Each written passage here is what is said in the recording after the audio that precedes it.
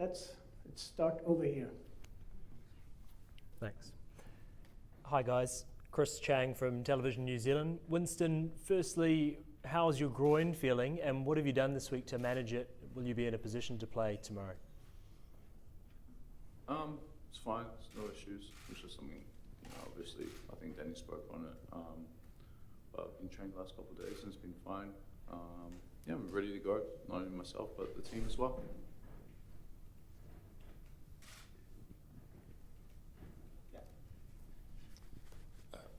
Michael Burgess here from the New Zealand Herald.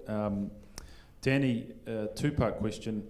What do you think are the keys to this match for New Zealand? And secondly, it feels like the All Whites have been written off by a lot of the world's media. How do you feel about that sort of perception, I guess? Look, I think first and foremost around that, people are probably just looking at the FIFA rankings, and that's to be expected. They probably haven't seen much of us in terms of the way we've been playing over the last sort of, 12 months, if you include the Olympics as well. Look, in terms of keys, I think number one, we've got to try and play our game. We've got to focus on us and play with real courage as we did in the second half against Peru. And then obviously we've got to stop their threats, and they've got some major ones. Joel Campbell's a real threat, obviously offers a lot of quality. Borges in the midfield, he's going to try and dictate the game for them. And then they're obviously very, very strong at set piece time as well. So there's a couple of big keys for us that we need to make sure we get right, but ultimately we want to try and focus on playing a game that we think suits us and not get dragged too much into Costa Rica, but focus on New Zealand.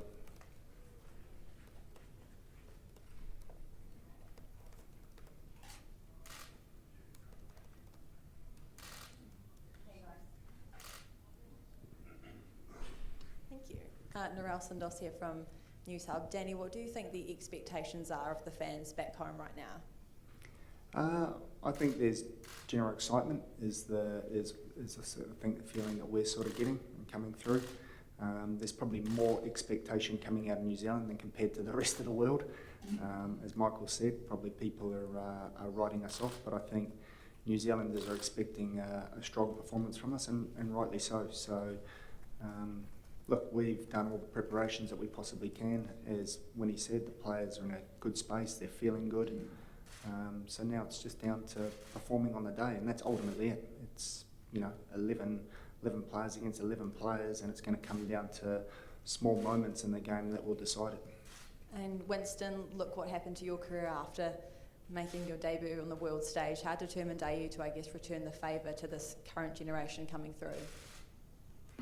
Yeah, definitely. Not only for for the younger players, but also for the staff. They do a lot of hard work behind the scenes. Gets unnoticed, but also we spoke about over the years that we're also representing a lot of people that are fortunate enough not to be here.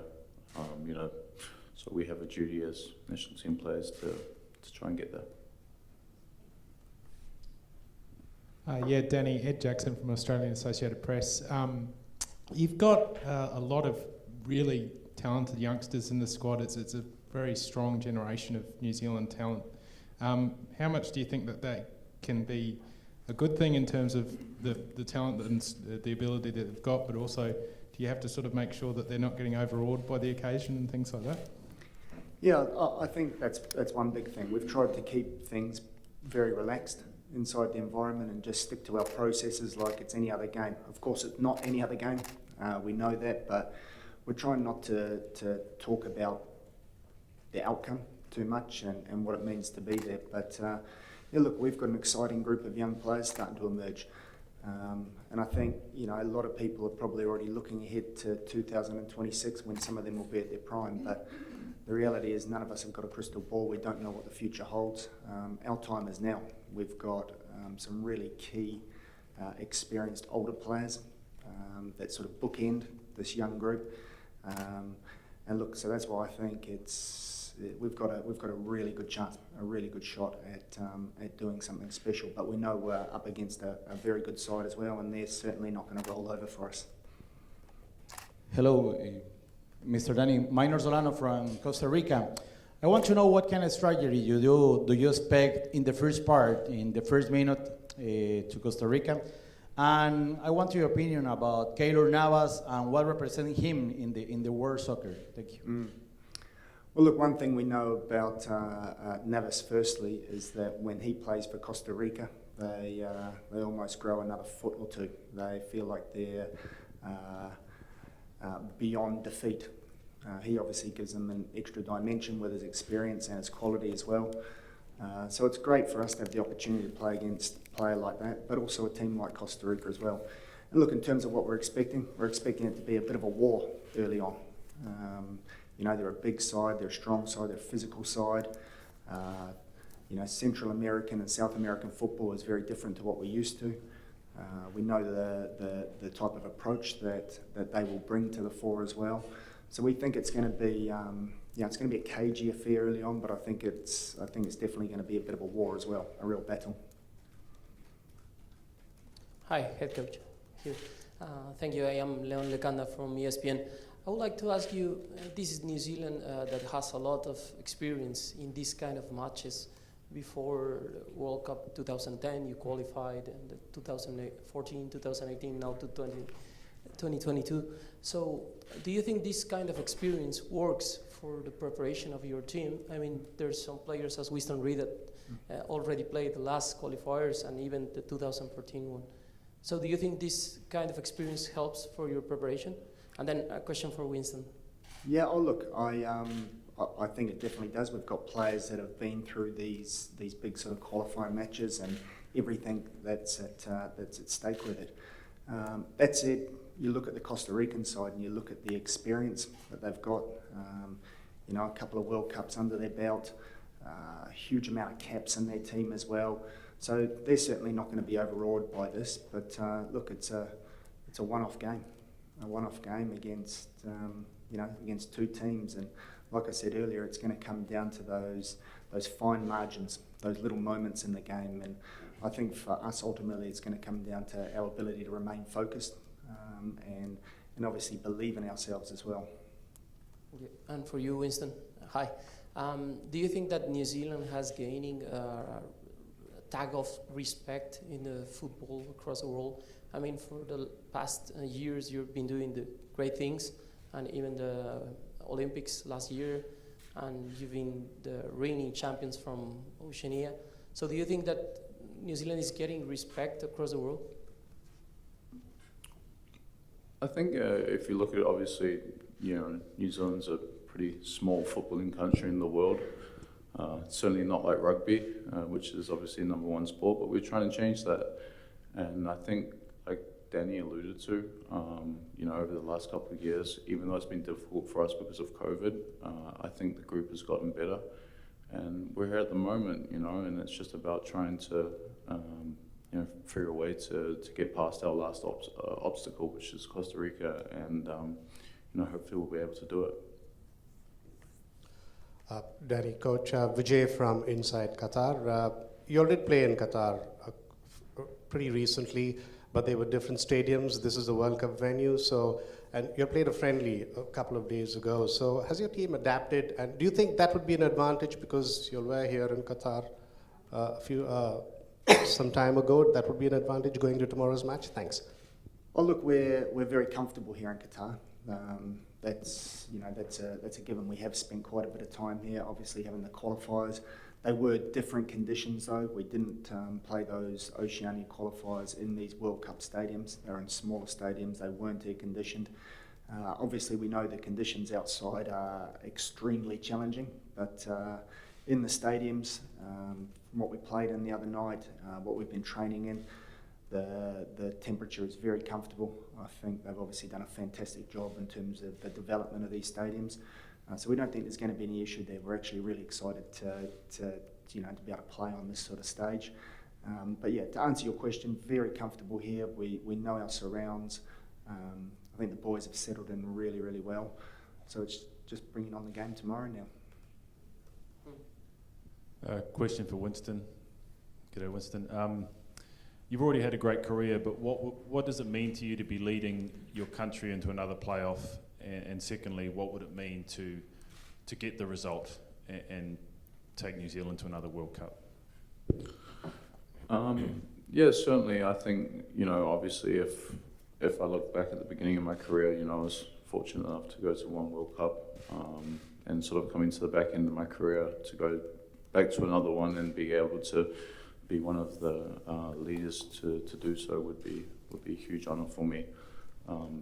But as I alluded to before, we have a responsibility as national team players of trying to get there, and we're representing all the other people that can't be here, as a nation. So do I feel, pressure? Yeah, of course you always feel pressure, but you want to do well for your country, and not only myself, but the rest of the players and the staff around the team. We've been focused for such a long time now to be able to get here to this moment, and we're just ready for the challenge.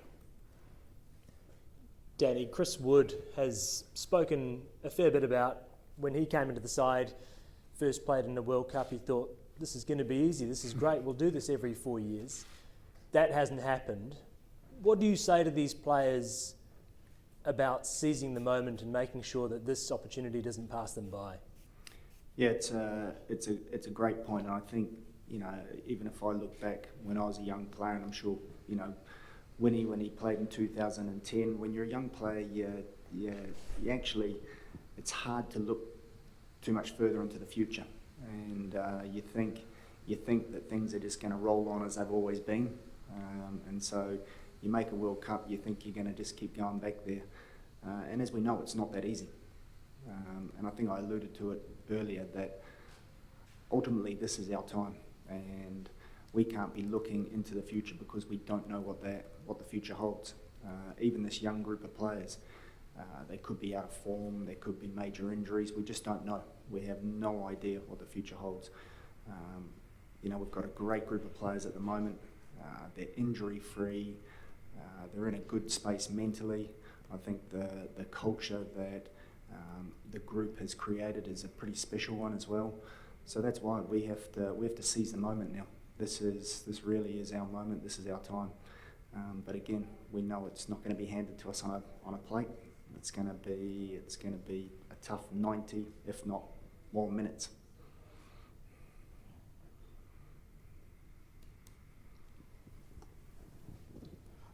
Wood comes in with a lot of experience from the Premier League. Would that be probably a bit of a burden, or he's ready to shoulder that responsibility, probably lead the side from the front? Well, look, Woodsy steps up when it matters in the big games. He showed that at the Olympics.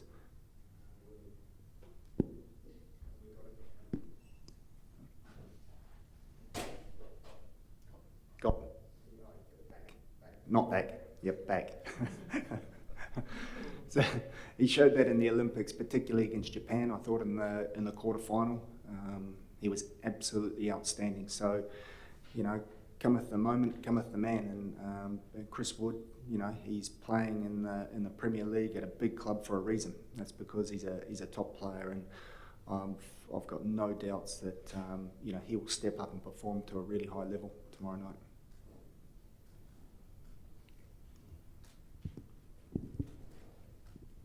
Danny, just a simple one.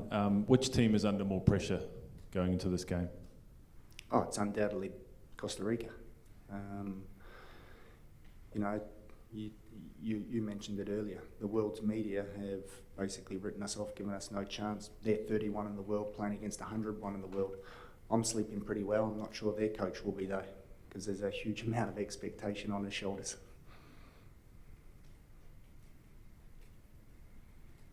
Danny, have you practiced penalties yet? Yes.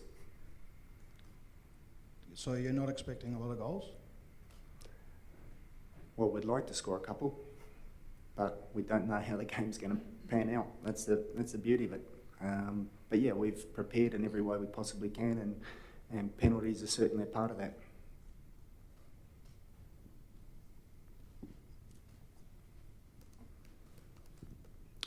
I think this is the last question.